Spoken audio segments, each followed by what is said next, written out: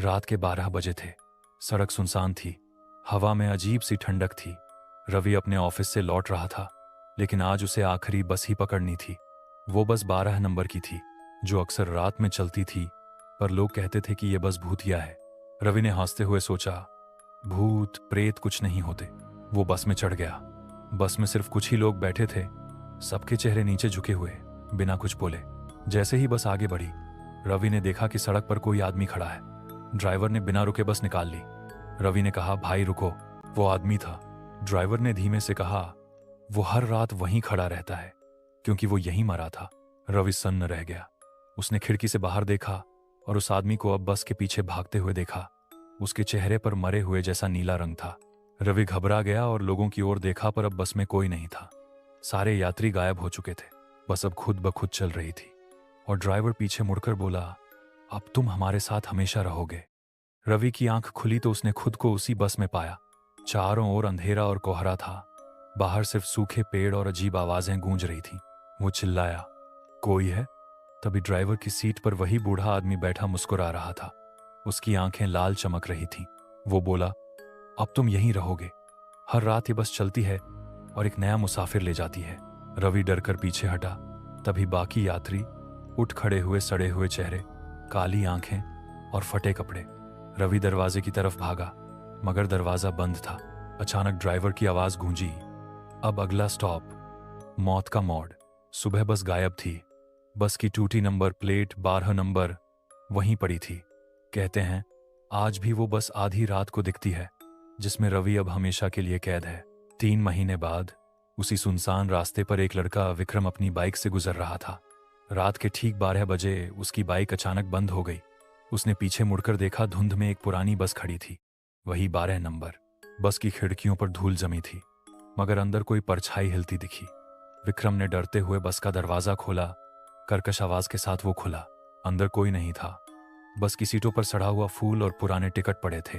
तभी पीछे से आवाज आई, सीट खाली है, बैठ जाओ। विक्रम ने मुड़कर देखा, रवि वहीं खड़ा था, सफेद आंखें, जले हुए कपड़े और ठंडी मुस्कान के साथ। रवि बोला, मैं इंतजार कर रहा था किसी नए मुसाफिर का। बस अपने आप स्टार्ट हुई और धुंध में गायब हो गई। कहते हैं अब विक्रम और रवि दोनों उस बस के नए चालक हैं और अगला मुसाफिर शायद तुम हो। शहर में अब उस बस की कहानियां फैल चुकी थीं। लोग कहते थे, जो भी 12 नंबर बस को देख लेता है, उसका कोई ना कोई अपना गायब हो जाता है। रिया, एक पत्रकार, इस रहस्य को सुलझाना चाहती थी। उसने तय किया कि वो उस रास्ते पर जाएगी जहां बस आखिरी बार देखी गई थी। रात के 12 बजे कैमरा लेकर वो वहां पहुंची। ठंडी हवा, घना कोहरा और चारों तरफ सन्नाटा। अचानक दूर लाइटें चमकी। वही पुरानी बस धीरे धीरे उसकी ओर बढ़ रही थी। रिया ने कैमरा ऑन किया और बोली, सच सामने आएगा आज। बस उसके सामने आकर रुकी। दरवाजा अपने आप खुला। अंदर विक्रम और रवि बैठे थे, चेहरों पर डरावनी मुस्कान। रिया ने कांपते हुए पूछा, तुम लोग कौन हो? रवि बोला, हम तो सिर्फ सवारियां लाते हैं, अब तुम अगली हो। सुबह लोगों को जंगल में सिर्फ रिया का कैमरा मिला, जिसकी आखिरी रिकॉर्डिंग में बस की खिड़की से रिया का चेहरा अंदर बंद दिख रहा था। अगली सुबह पुलिस को जंगल में रिया का कैमरा मिला। कैमरा टूटा हुआ था, पर मेमोरी कार्ड सलामत था। जैसे ही वीडियो चलाई गई, सबकी रूह कांप गई। वीडियो में रिया बस में चढ़ती दिखी। फिर अचानक पीछे की सीट से कोई हाथ उसके कंधे पर पड़ा। वो मुड़ी, वहां रवि और विक्रम थे और पीछे की खिड़की से दर्जनों चेहरों की परछायां झोंक रही थीं। रिया चीखी, मदद करो। फिर बस का दरवाजा बंद हो गया और स्क्रीन पर बस की नंबर प्लेट चमकी, 12 नंबर। वीडियो यहीं खत्म हो गया। पुलिस ने जब उस रास्ते की तलाशी ली तो जमीन के नीचे पुरानी बस का ढांचा मिला, जिसमें सड़ी हुई सीटें और कई मोबाइल फोन पड़े थे। एक फोन में रिया की रिकॉर्डिंग अब भी चालू थी और उस रिकॉर्डिंग में आखिरी आवाज आई, अब बस फिर से तैयार है, अगला स्टॉप तुम्हारा शहर। रिया के गायब होने के बाद उसके शहर में अजीब घटनाएं शुरू हो गईं। लोगों ने रात में खाली सड़कों पर एक पुरानी 12 नंबर बस देखी, जिसके अंदर कोई ड्राइवर नहीं था। बस अपने आप चलती थी और जो भी उसे देखने रुकता कभी वापस नहीं आता। एक रात सिटी हॉस्पिटल के बाहर सिक्योरिटी गार्ड ने बस को देखा। उसने टॉर्च मारी। बस के अंदर सफेद कपड़े पहने रिया बैठी थी। सामने सीट पर रवि और विक्रम।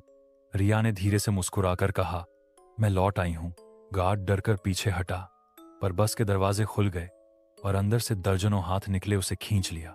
अगली सुबह बस फिर गायब थी लेकिन हॉस्पिटल की दीवार पर खून से लिखा था, भूतिया बस वापस आ गई है। अगला स्टॉप तुम्हारा घर।